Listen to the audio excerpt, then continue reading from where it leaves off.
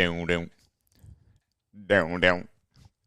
Down the down the diddle down the down the diddle down down the down the diddle diddle down the down the diddle diddle down the down the diddle down down the down the diddle diddle diddle diddle diddle down down down down. Down the down the diddle down the down the diddle down down the down the diddle diddle down the down the diddle diddle down the down the diddle down down the down the diddle diddle diddle diddle diddle down down down down. Down the down the diddle down the down the diddle down down the down the diddle diddle down the down the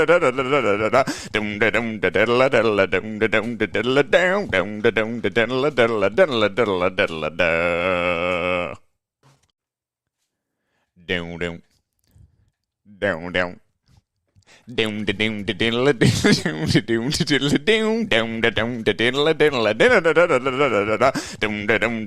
diddle down the down the diddle down down the down the diddle diddle down the down the diddle diddle down the down the diddle down down the down the diddle diddle diddle diddle diddle down down down down.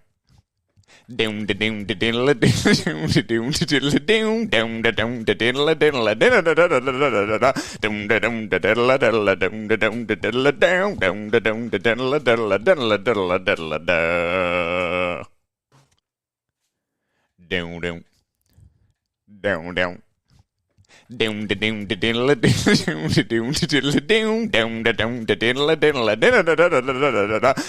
down the diddle down the down the diddle down down the down the diddle diddle down the down the diddle diddle down the down the diddle down down the down the diddle diddle diddle diddle diddle down down down down.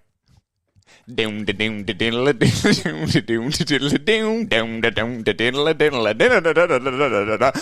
the diddle down the down the diddle down down the down the diddle diddle down the down the diddle diddle down the down the diddle down down the down the diddle diddle diddle diddle diddle down down down down.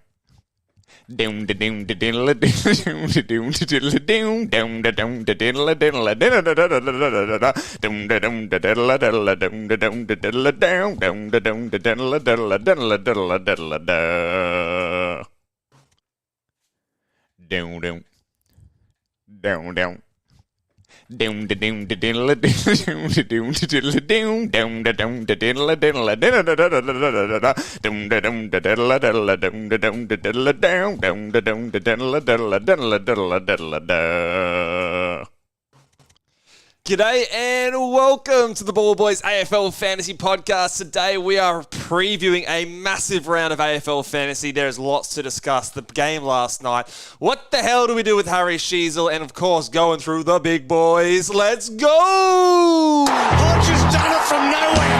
Lifting the goal from inside the target. Sheed from the boundary. Dusty.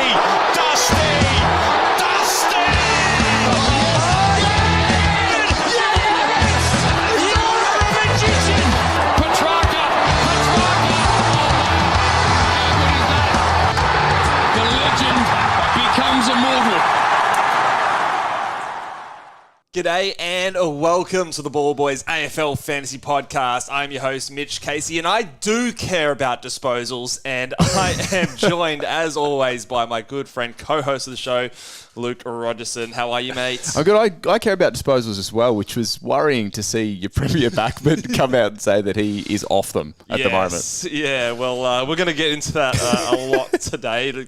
Big deep dive in today's discussion and is the talk of the week. But, yeah. How are you doing? Are you all ready for a big round of AFL fantasy footy? And are you ready to come back after this round with your tail between your legs and crown me as the champion once again? Well, I was feeling good about my content creators matchup. That's what you're referring to, I'd imagine, until you traded in an absolute spud. And once again, just kissed all over the tip, mate. If I was going to say, if you could show the people your tip, don't show the people your tip, mate. But it's kissed. Yeah, it's Look, no, it's not kissed. It's good coaching. False. False. 3 minutes before that game last night, you were Sheezel to Luke Ryan. We talked it through. You were like, "Yep, this is the right trade." you put your tail between your legs, and when Garcia... So you have Ross Lyon to thank for this, don't you? Because the minute Garcia wasn't named, that was what switched you back and you got on the sexual tiger. I got back Alex Sexton, the GOAT. He's coming back in for a 126. If that's not kissed, I don't know what is. Look, it's just a bit of gamesmanship, just a bit of mind games. I was just, you called me over for a 45-minute chat about Luke Ryan.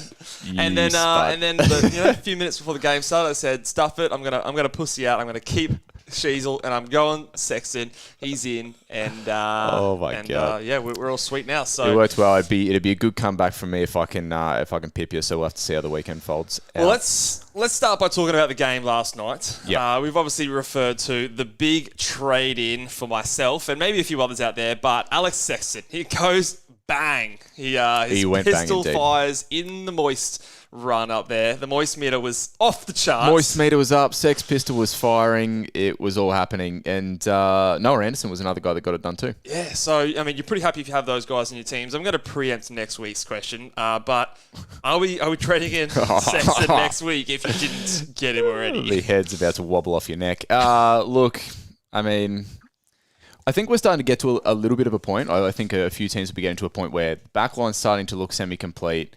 Our midfield, you might have one spot sort of left in your midfield that you're working on, and you might have a guy like, a Sharp for the good coaches that didn't trade him out. It might be time to start working on the forwards. Yeah. I've been dreading the time when I say that, but man. Well, if you've got a guy that can go 120 plus and he's cheap still. Why are we talking about next week? Let's talk about this week. Anyway, all right. If you VC'd Sam Flanders, some people might have done that. He's got a 122. I'd be taking it. Yep, good call. And Tom Stewart, I just want to, take a moment, pause for those who still have him in his team because he has fucking sucked recently. And he is getting tagged every single week. Teams are working out that it works. And he had a game where he didn't take a single mark last night. I think that was his first game without a mark for, I don't know, a long, long time. And another sub 70 score, and it's not good. It's not good. Is he like? Is it at the point now where you're training him before some of the rookies? Because he's like, it's clearly the blueprint. Geelong have lost 3 in a row. Yeah, 3 games he's been tagged. I think you have to as well. I think it's worrying that even prior to those tags coming, that he was doing. He's underperforming compared to what we thought. But before we talk any more, I got to recognise this comment from, I'm assuming it's Warney on the DT Talk, and he has identified clearly that the stats suggest you are the most kissed. You are covered in hickeys, mate. You're the most kissed coach in the entire world. And I'm telling you, just Warney, good coaching. I have to live next door to the bloke. Like, he can barely get in the room. The head's so big. So it's going to come back around, and we'll see if we can get some kissing somewhere else. Well, surely, look, and I don't know if this is the AFL Fantasy app, but I went on the Content Creators Cup bloody teams and that sort of thing. Calvinator, I thought for sure he was trading in Sexton. I had a look at his team and no Sexton to be seen. Well, so I hope that's the app just stuffing The up. app sucks because according to our matchup, you don't have Sexton, which I was just like desperately hoping for. So I'd sit tight on that one. The Calvinator might have made that move. All right. So we are obviously pumping up the Content Creators Cup. So give a special shout out to Infinite Wealth and Guesty for sponsoring that competition over there. $5,000 goes to the winner's favourite charity of choice. And so if you guys want to get involved or get a free gift, head over to infinitewealth.com.au/AFL Fantasy. There is a gift there for all AFL fantasy coaches valued up to $2,995. So head over to that link to claim and get more details. Talking about the teams that also dropped last night. Yeah. You referenced before, but we got a lot of bullets basically in the rookie and the bench department. A lot of players who were heartbeats, generating a little bit of cash, didn't quite make it this weekend. And there's a few more red dots, I think, going out there than there was a few weeks ago. If this doesn't swing around in the next couple of weeks, we could be looking at some serious manoeuvring happening. It's the wrong time of year for this kind of during rubbish. the buys. Yeah, it's a bit ridiculous. And sort of some of those rookies and bench guys that you mentioned, obviously we said Garcia off the top, which saved you. So but he was omitted. Not only the bullets in that sense, but also the fact that just these rookies that we might be looking to trade into, they're just sitting on benches. Yeah. They're ready to be bloody vestable. Those Collingwood guys, you've got DeGoey back in. Yeah. Tom Mitchell's still not back, but he's likely back next week, I want to say. you've got someone like I'm still hanging on to bloody Harvey Thomas. Yeah. Clinging A lot of on people to are. the fact that, maybe he gets a full game with no Josh Kelly and no Lockie Ash. That's like how much hope I've got. You've got the Daniel Curtin was omitted after his big 8-point performance. For anyone who went there. They've closed the curtain. You've got Campbell. He's out for a couple of weeks with an injury as well. Roberts obviously not playing tonight, and McKercher obviously is out. Now, we didn't... the McKercher news didn't drop by the time we recorded our podcast at the beginning of the week. Yeah. What are your thoughts on that and his what do they call it again? A stress injury or He's something? stressed, is he? No, he's got a stress injury in his foot, basically, which, and again, I hate the reporting in AFL. It's more of a long-term kind of thing, I would have thought. It's such a vague term because another player recently that had a similar kind of injury is Will Day, and he missed, what did he miss? 6-7 rounds, and even that was like a few weeks before the start of the season as well. You wouldn't be messing around with one of your young guns, I don't think, with a stress fracture. Absolutely, I think so. So you wrap him in cotton wool, but regardless, I think he's out for a while. He's out, but even if he wasn't out for a while, I think you'd be looking to potentially move him with what we've got going on this week. So obviously one option was last night, the sexy move. I guess you're in a situation now where you're going down to one of those rookies that you potentially don't have. Maybe it is a Richards, maybe it's a Fraser held his spot, I think, for the Bulldogs. For the Bulldogs. So I think you might just have to kind of bite the bullet and head down there. And the other thing which we just also found out is fucking Jordan Sweet is not back yet. And this is just not what I would call this. It's not so sweet fantasy. Well, it's not. It's one example of where you haven't been kissed. So we were looking for one, and we finally found one. But the sweet thing looked real good until he went and got COVID. It's almost, if he got injured, I'd feel less bad about it. Cause really? COVID, I didn't think COVID was a thing anymore. Surely we're done with that. I thought you just play on. That's just the sniffles now. But sweetie. So he's not back. Rosie isn't back either. Liam Baker isn't back. Shout out to Warney if he's still watching there. That's a bullet, mate. Like a quad corky. How do you miss two weeks with a quad cork? And this is Liam Baker we're talking about. This guy's as tough as they come. Well, he is, but I actually think he's already on the plane to the west. That was what I was thinking. Okay, this guy's definitely, he's out of Richmond. I'll be checking the bloody Virgin booking system because I reckon he's already on the plane. Lots of carnage going on. Let's maybe answer Corey Blackledge's question here. Can we hold Roberts for the week and trade Jordan Sweet out from the utility spot? If I trade Roberts, I have a donut. So if you trade Roberts, you have a donut. So is that maybe in this ruck line I'm maybe considering? You don't want donuts is the answer. Yeah, I think, so here. Avoid the donut. And then, well, I mean... the good news is, with Roberts actually not being there, his price isn't going to go down. Yeah, it's a positive. Which could actually be viewed as almost a positive thing because he was going down in price anyway because his role changed a little bit. So I am absolutely okay trading a different red dot. I mean, they're both red dots, right? Yeah. Trading a different red dot if it means avoiding a donut. There's only one more game until the buys start, and I'm pretty sure, who's to say that Sweet walks in, maybe Vicentini plays good again. So there's no guarantee he's back in. So it makes me sick. I would avoid them donuts if I could. Absolutely. So, any other news from the teams that we should touch on here? I don't think so. I can see anything from the Sunday teams. How'd the Ferrari go? How did the Ferrari? Didn't make the cut, unfortunately. He's been omitted for... His red hair will match his red dot, so... absolutely. Will Phillips is gone as well. With the North Melbourne thing, if we look at the ins... Did Lazaro is still there. He holds. And also, I believe, who's the other midfielder there? Jai Simpkin. He's also not back in as well. So he's out another week. Do we think that there's a replacement coming in for McKercher in those ins? Miller Bergman, Zane Dersma, Toby Pink, Eddie Ford, Will Dawson, Curtis Taylor. Are any of those guys there screaming to you as like the guy who's going to be replacing Colin McKercher? Or is that list of ins sort of signifying that Sheezel's going to move to halfback? Is there anything you think you can grab from that? Surely they're not just throwing Will Dawson there or Miller Bergman or anything like that. Is that...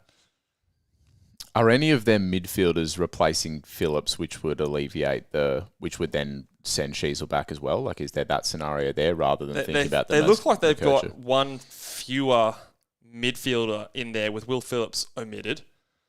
So I reckon Eddie Ford's sideburns could play multiple positions. Could there be one of those guys filling in a wing and like a Bailey Scott moving back? So someone like Fuck, I don't know. Overthink it. So Christ. let's talk about the Sheasel thing right now, because that's going to be a question we're going to have to cover. Well, do you want to play your good sound grab, mate? Oh yeah, so we'll talk about the interview. So this is obviously something that did the rounds yesterday, and talk about things you don't want to hear in an interview. This is probably right up there. So this is what he said on an SEN interview yesterday when asked about if he likes the role and if he's going to stay there moving forward. Yeah, well, I wouldn't say my impact is much better at the moment. I probably haven't had the scores and shots on goal or score involvements just yet, but I've definitely enjoyed the switch. I think for me, long term, I think that might be the role best suited to me, and I understand I might not be lighting it up with disposals at the moment, but I always knew that was going to happen, and I'm okay with that. I don't really care about the disposals anymore. I don't really care about the disposals anymore, Luke. So it sounds to me, listening to that, and there's a longer interview that you can go and check out on SEN's YouTube channel. I do recommend listening to the majority of it. I think it's from about 10 minutes on. There's a good chunk to listen to. But it sounds to me like this is the role that he wants to play, and that he's sort of projecting for himself, at least later in his career. Is this something that you're thinking and seeing going, okay, this is going to stay this way regardless of what else happens in the team? Or whatever happens this week, I still think that over the course of the next 3 weeks, we'll all be starting to try to get off Sheasel while there's still some cash there, because like, even if Mokotjo is more of a long-term out, I think that even if they have to just go, oh, Sheasel, go cover him this week, that they're going to sort through more of a long-term plan to cover him.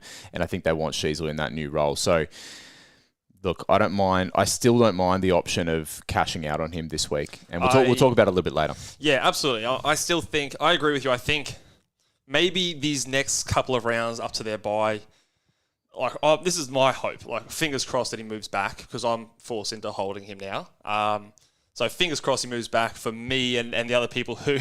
What have you got on screen there, mate? What's happened here? It's a bit of live footage of when he made that quote there. The most quenched camel we've ever come across. He morphed into a camel the minute those words came out of his thirst mouth. is gone, Luke. He was dead set close to being in kangaroo rat territories, but he's lucky that he just got the camel treatment. So yeah, like, not only is the role shit, but you make comments like that. Like, we're on the record. We love those thirsty gangsters out there that like to hunt the footy. But I think, yeah, I agree with you. At some point, we're all going to want to trade Sheasel, I think, because that role is not going to be what it was those first 8 weeks or so. Yeah. It's just a matter of, is it urgent to do it this week while Mokotjo is out?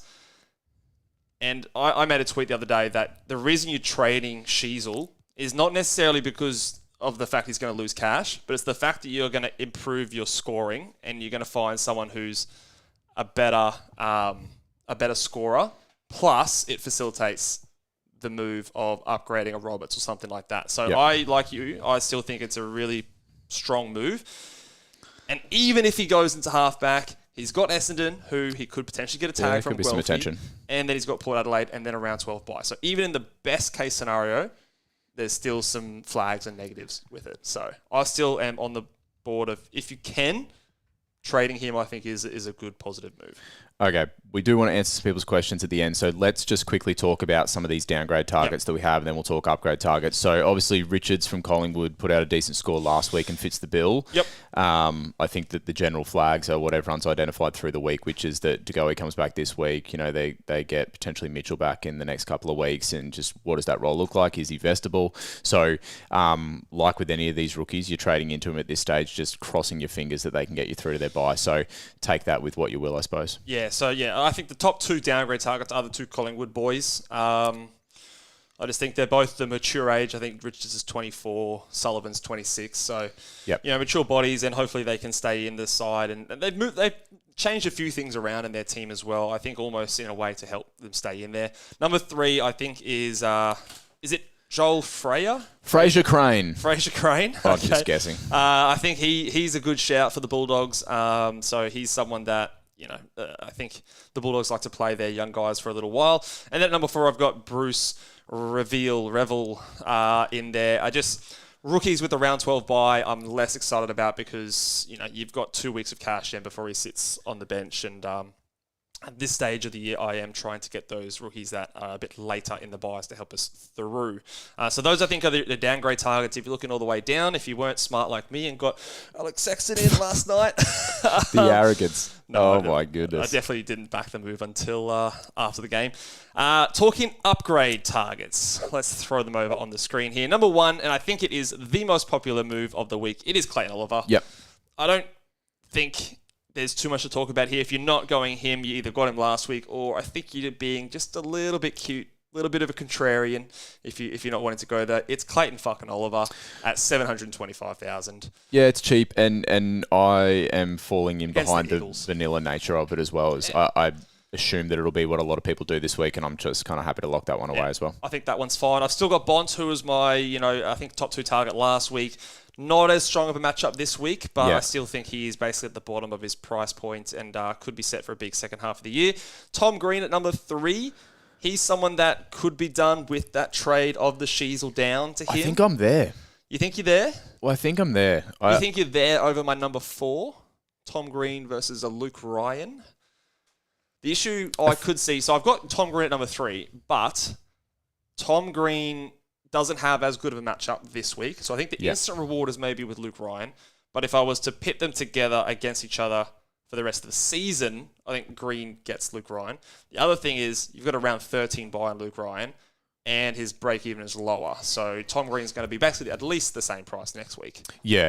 Well, 133, I think the break-even is. The break-even for me with Green is less of a thing. It's like, it's a break-even that he can do in the real world. I want to know about the time off. Yeah, I want to know about the time on ground. So this is something like, if people in the comments, if you can hit us up with this. So he's coming off like 72% time on ground, something like that. He's normally in the mid 80s. Is that just first week back? Yeah, exactly. Are we seeing that for the next 2 weeks? They play the Bulldogs, then Geelong, leading into the bye. Obviously, trading in a guy with the bye, the round 12 bye, hey, but you're trading off Sheasel, it's the same bye. You kind of go on the same. Yeah, I understand that part as well. I kind of feel like I'm in a position, like ranked about 1,500 now, where if I kind of keep playing that really straight bat, I don't think I'll go too much further. I'm not trying to hit this crazy play out of the park. Yeah. But maybe getting off Sheasel 1 week early is. But the thing is, you're also getting an upgrade, right? So not only are you getting like who are you going up to? It's Roberts up to Oliver. Yeah. So that's like a 40-point upgrade. Plus, let's hope you're going Sheasel to him, and you think that maybe you're getting 10 to 15 points on that. So it's a double upgrade essentially, and that's why you're doing it, not necessarily because you're worried about losing the cash from a Sheasel. So I think that's a solid move. I personally, if you can facilitate it, now he's down at number 4 because he's a bit more expensive. Yeah. But Luke Ryan is a guy I really like this week. I think he's got some great matchups. The round 13 buy I think is awesome. So I think he's an awesome option if you can do the Sheasel down to him and then a Roberts up. You only need about 40K for that to actually be done. So I think most teams can do that. So I like that as an option. I was nearly going there myself until my bench looks like bloody red, bloody scenario there. And then at number 5, I still have Nick Dacos. But obviously, if you don't have Nick Dacos by now, you are not listening to me because he has been the number 1 target for weeks. He's just sitting in there. Okay, mate, it's that time of the week. We know you love it. Get those goggles on, mate.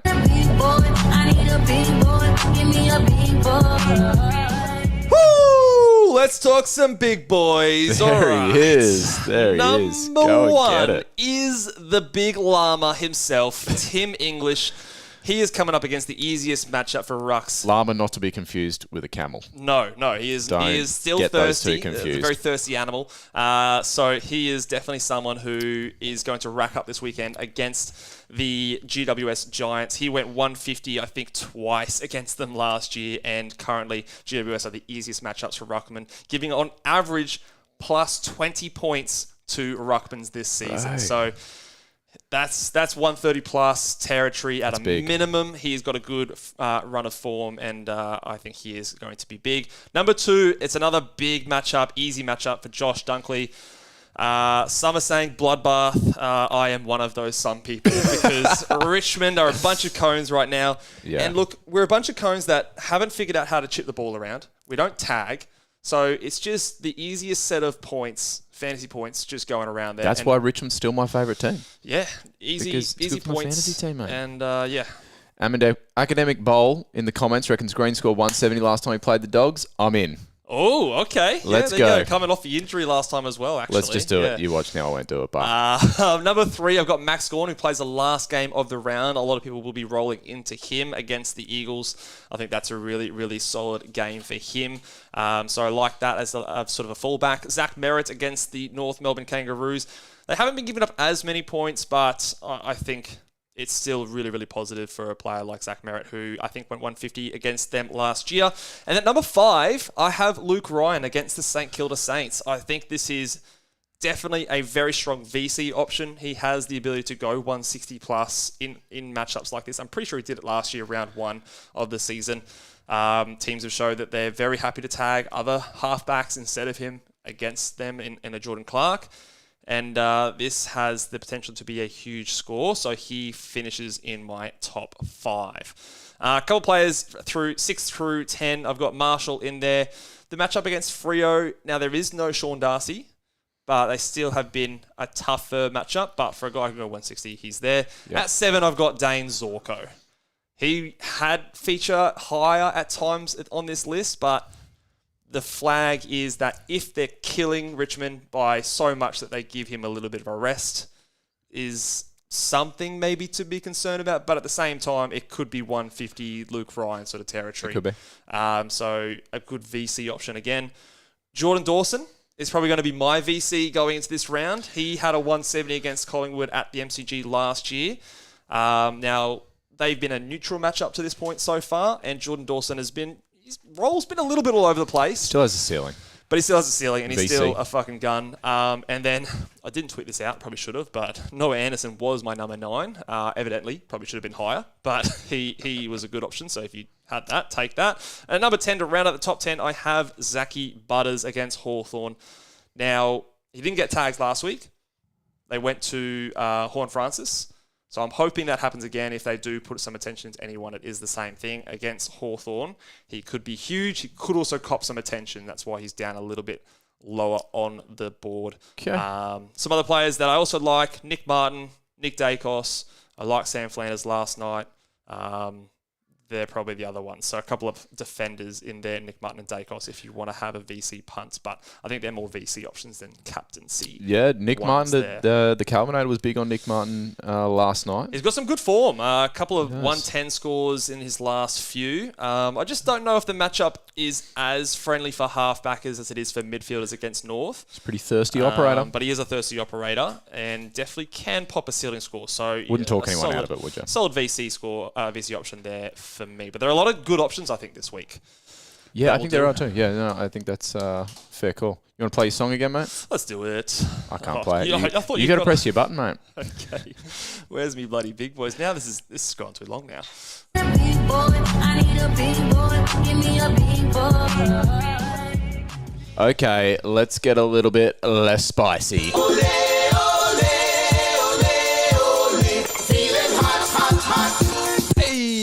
You can lead us off today, mate. Takes. All right. Well, again, as optimistic as ever, I'm going to call something that has not been done this entire season. This would be huge. And I'm calling Jordan Clark tons up for the first time this season. He's going to break the 90s drought, and he's going to go bigger. He's going to make up for last week. He's not going to break the drought. He's going to break his leg because he's in our matchup. He's and going I want 120 plus. After being tagged, he's going to want to get his stats back on up, and he's going 120 plus against the Saints. That is my hot take. Finally gets his ton. That's my hot take this week. What have you got? I've got hoping for subs. We don't typically hope for subs, but sicko. I'm a sicko. The Lions are going to be up by about 100 over the Tigers at halftime, and they're just going to say, Dane, cue in the rack, young fella. Cue in the rack. Come on over. Spicy take. What do you think they'd have to be Dane up by? is wearing red by the end of the game. What do you think they have to be up by for him to And how quickly? Is it third quarter sort of areas? You're safe against the Tigers when you're about 10, 15 points up. So Fair enough. yeah, that probably doesn't really matter. Yeah, second quarter. They could be down by 50 halftime. Bro, we got this. Yeah, they still got it. Just get off. It's all good. Look, Tigers. I reckon 10 goals up at halftime and you consider it for sure. Yeah, 100%. All right, so those are our spicy takes. Drop your spicy takes in the comments below. Cade reckons hot take glasses should be on at all times. I wouldn't be able to see what I'm bloody doing over here, mate. It's it's not good for operating the equipment here. I've got a question here from Jordan C. What do you think about Dawson in over Oliver? I will say, the Adelaide run coming up, the moist meter is up there, mate. It's a pretty... Let me check. Yeah. Yeah, you're right. So they've got Collingwood this week, which obviously he's got some good history against. And then he goes into, he goes into West Coast, Hawthorn, Richmond in a 3-game run. It's pretty bloody juicy. But Oliver's so cheap. That's the thing. Is it not the cost of what happens next week potentially is what you weigh up? The thing is, if you've got enough cash to do that this week, You can still get Oliver next week, can't you? Oliver, he'll go up in price, but he still will be cheap next week. What's his break even? What, 90, 95, something like that? What's Oliver's 70 break even? something. Oh, it's gone right down from last week. Okay. 74. Okay, so it'll go up. So if you do your calculations there, who asked the question again? Sorry, Jordan was his. Yeah, Jordan. C. So if you do your calculations, you can get Dawson, and you feel like you can comfortably get Oliver next week. I would tip Jordan Dawson to outscore Oliver this week, but there is a world where Oliver does outscore Dawson as well because he's got a really nice matchup. So would you do it in the reverse? I think I would. Just like when I've got if I'm not certain that the guy